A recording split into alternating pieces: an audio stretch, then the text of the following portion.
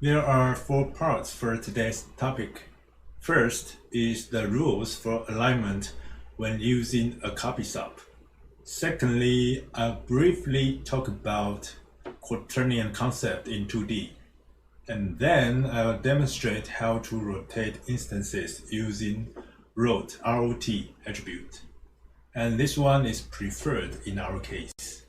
And lastly, I'll introduce an alternative solution to rotate the instances using orient attributes. So let's get started. Let's set up the theme first.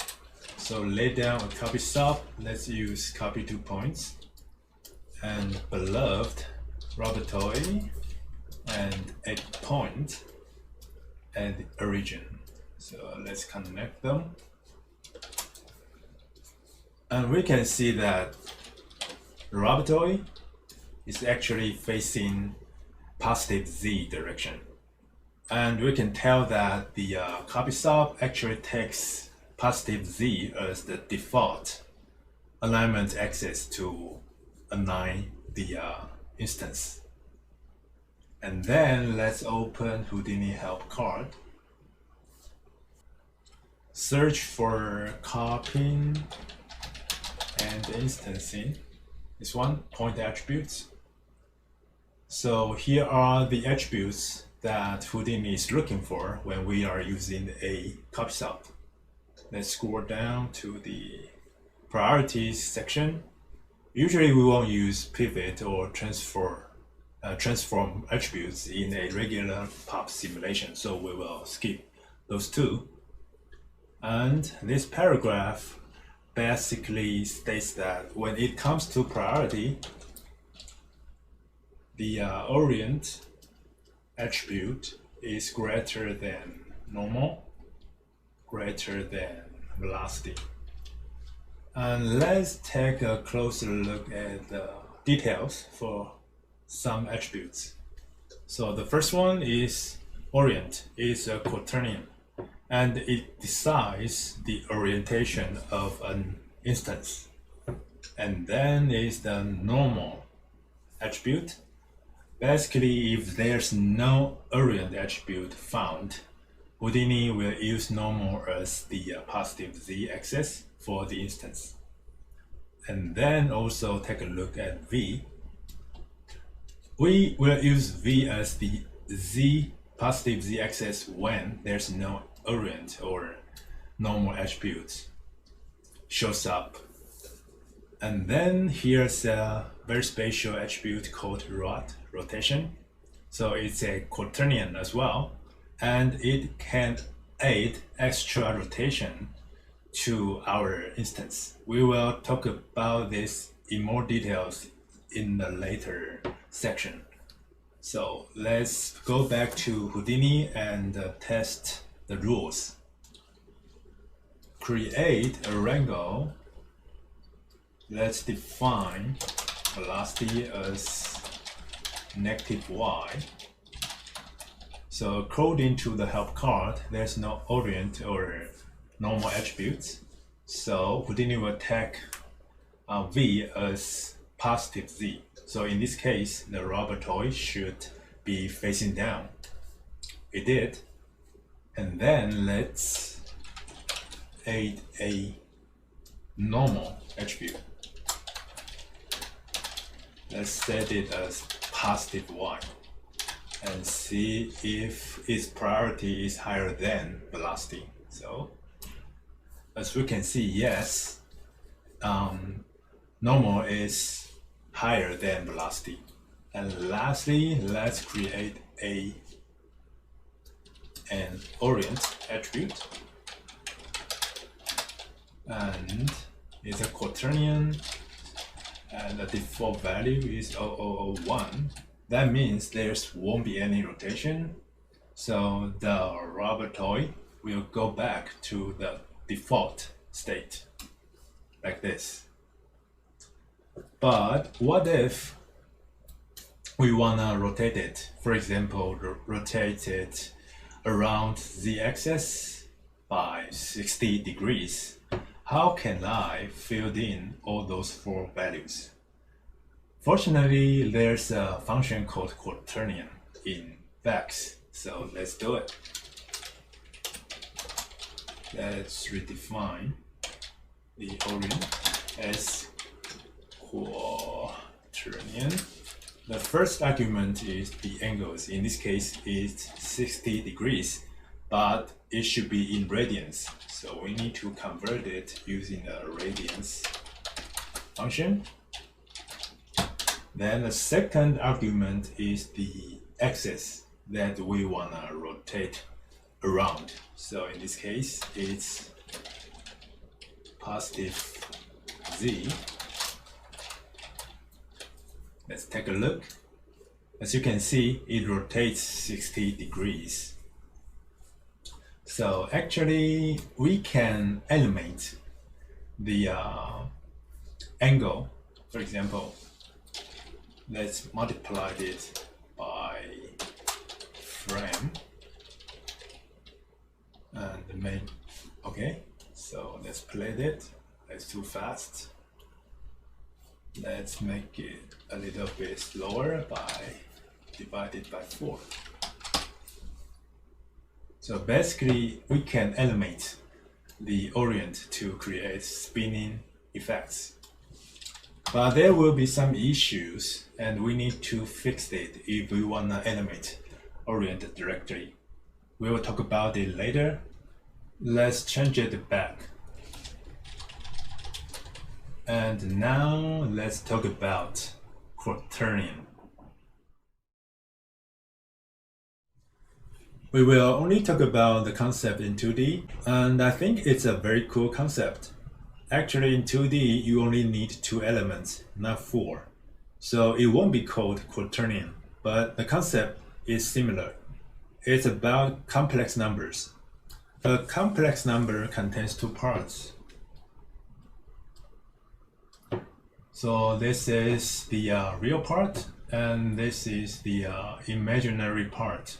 And there's a rule, which is I squared equals -1. On a 2D complex plane, by the way, a complex plane is just a way to plot complex numbers. Let's say we have complex number 3 plus I. So here's 3, here's I, 1I. So this is our complex number. What if we multiply this complex number by I? So this will become 3I plus I squared. And this part we know is -1. So it equals -1 plus 3I. Let me draw it. So -1 and the imaginary part is 3. So it's here. And then let me draw the line. Here, this is 90 degrees. So a complex number gets multiplied by another one, results in a rotation. So I think it's quite amazing. And if we take a closer look at the second complex number, so it's 0 plus 1i. And 0 is actually cosine 90 degrees, and 1 is sine 90 degrees.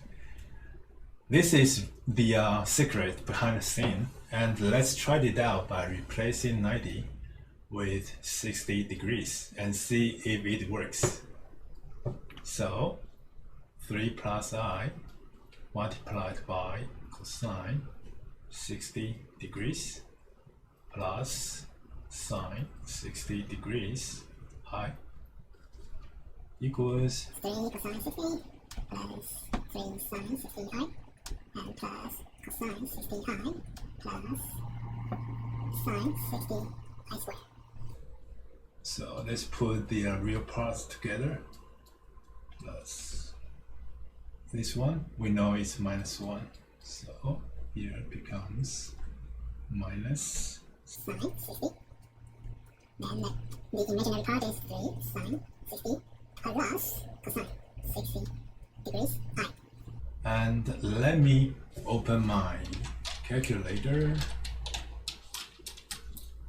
and then let's calculate 3 multiplied sine 60 minus sine 60. Result is 0.634. This part is 3 multiplied by sine 60 plus sine 60 degrees equals 3.98. 0.098, right? I. Okay, so let me plot it. So the real part is here, roughly here, and the next one is 3, a little bit more here, so it's about here. So let me draw the line. So this angle is actually 60 degrees. Amazing, again, right? When it comes to 3D world, it's much more complicated. We need 4 elements now. Therefore, quaternion.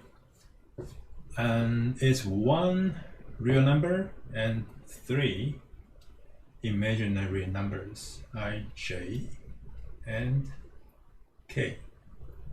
And the relation among them is I squared equals J squared equals K squared equals IJK equals -1.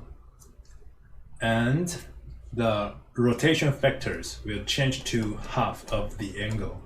So the cosine 60 and sine 60 degrees will be cosine 60 over 2 and sine 60 over 2. Let me calculate these two values. So open my calculator and cosine 60 over 2 equals here 0.866 and sine 60 over 2 will be 0.5. Now let's go back to Houdini and let me make this always on top.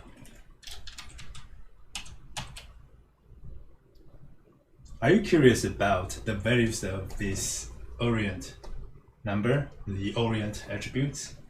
So let's open spreadsheet.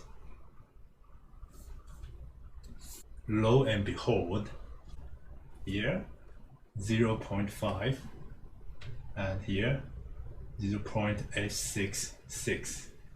So they are the same. We are lucky on this one, and there are actually much more behind the scene, but my intention is just to make you feel more connected to the numbers of quaternion.